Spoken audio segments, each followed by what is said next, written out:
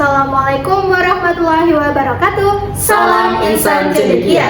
Kami tim Raden Rahmat dalam The Just Ice Competition UIN Sayyid Ali Rahmatullah Tulungagung tahun 2025.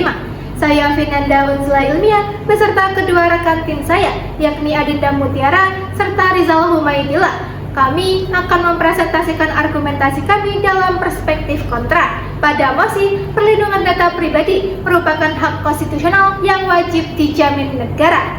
Audi et alteram partem. Dengarkan juga pihak yang lainnya. Profesor Jimli Asidiki menyatakan hak atas privasi memang merupakan bagian dari hak asasi manusia. Namun, tidak segala bentuk privasi haruslah dimasukkan ke dalam konstitusi, karena nyatanya konstitusi hanyalah memuat norma-norma pokok yang bersifat fundamental. Seiring dengan perkembangan teknologi saat ini, nyatanya isu mengenai kebocoran data menjadi sangat krusial. Namun, pentingnya suatu isu tidaklah menjamin hal tersebut harus dimasukkan ke dalam konstitusi, karena nyatanya ketika kita mengamini segala sesuatu untuk dimasukkan ke dalam konstitusi, maka dalam hal ini haruslah memenuhi standarisasi berupa berlaku secara universal dan diakui secara hak asasi manusia.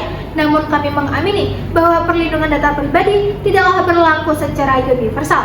Oleh karenanya, ketidakberpihakan kami akanlah dilandaskan oleh dua poin pokok argumentasi. Yang pertama, marilah kita melihat dalam Undang-Undang Dasar 1945 yang mana sebagai sumber hukum negara tertinggi tidak terdapat frasa yang menyebutkan bahwa perlindungan data pribadi merupakan bagian dari konstitusi. Hal ini tentu menyatakan bahwasanya pelanggaran data pribadi tidaklah termasuk bagian dari pelanggaran konstitusi. Yang kedua, marilah kita melihat secara legislasi maupun secara yurisdiksi konstitusinya, yang mana perlindungan data pribadi sifatnya adalah implisit, bukan secara eksplisit. Hal ini tentu menegaskan bahwa sistem hukum negara Indonesia memposisikan perlindungan data pribadi menjadi hak legal, bukan sebagai hak konstitusi. Pun kami mengamini bahwasanya negara akan tetap menjamin dari perlindungan data pribadi, namun tidak melalui konstitusi, melainkan melalui undang-undang turunannya, yakni pada Undang-Undang Nomor 27 Tahun 2022 tentang perlindungan data pribadi, yang selanjutnya akanlah kami sebut sebagai Undang-Undang PDP, yang mana dengan mekanisme ini tentu akan lebih efektif, karena nyatanya perkembangan dari perlindungan data pribadi mengikuti dengan perkembangan teknologi saat ini. Profesor Subekti dan Citro Sudibyo menyatakan bahwasanya jika kata-kata dari suatu peraturan sudah jelas, maka tidak diperkenankan menyimpang dengan interpretasi yang lainnya. Pernyataan tersebut menegaskan bahwasanya suatu hak hanya dapat diartikan sesuai dengan peraturan yang sudah ada tanpa penafsiran tambahan. Sejalan dengan pernyataan sebelumnya, apabila perlindungan data diri pribadi tidak diatur secara eksplisit di dalam Undang-Undang Dasar 1945, maka secara positifis hak tersebut hanya merupakan statutory right, bukan constitutional right. Karena di dalam Undang-Undang Dasar 1945 hanya menyebutkan perlindungan diri pribadi dan hak atas kebebasan pribadi, bukan secara eksplisit menyebutkan hak atas perlindungan data diri pribadi. Oleh karena itu, perlindungan data diri pribadi akan lebih tepat apabila diatur melalui undang-undang sebagai statutory right, seperti pada Undang-Undang Perlindungan Data Diri Pribadi. Kemudian pengaturan perlindungan data diri pribadi sebagai statutory right akan memungkinkan fleksibilitas dan juga adaptabilitas terhadap teknologi yang terus berkembang.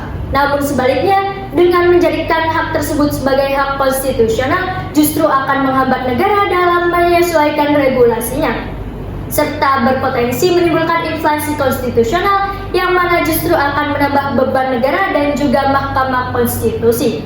Kemudian apabila kita berkaca kepada negara-negara lainnya seperti Singapura, Malaysia, Filipina, Afrika Selatan, serta negara-negara yang lainnya di Eropa yang menggunakan General Data Protection Regulation atau GDPR, menunjukkan bahwasanya perlindungan data diri pribadi dapat secara efektif diatur melalui undang-undang sektoral atau peraturan supranasional tanpa harus menjadikan hak tersebut sebagai hak konstitusional. Hal tersebut membuktikan bahwasanya status GDPR sebagai statutory right merupakan model yang efektif dan juga konsisten.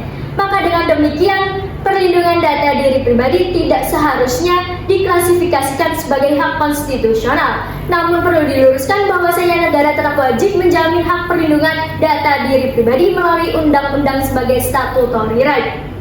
Menilik teori positivisme hukum Hans Kelsen, kewajiban negara dan hak konstitusional adalah dua konsep normatif yang berbeda dalam hierarki norma. Kewajiban konstitusional negara merupakan bagian norma dasar yang memberi legitimasi pada peraturan pelaksana yang tidak serta-merta mengubah semua kewajiban tersebut menjadi hak konstitusional. Hal ini sejalan dengan pendapat Profesor Dr. Wahyudi Jafar, peneliti dari Lembaga Studi dan Advokasi Masyarakat, menjelaskan pasal 28G ayat 1 Undang-Undang Dasar 1945 hanya memberikan kerangka umum terhadap perlindungan hak atas pribadi, sedangkan perlindungan data pribadi merupakan domain legislasi dan kebijakan negara yang tidak dapat diartikan sebagai hak konstitusional. Kemudian pasal 28I ayat 4 Undang-Undang Dasar 1945 mengatur perlindungan hak asasi manusia secara umum.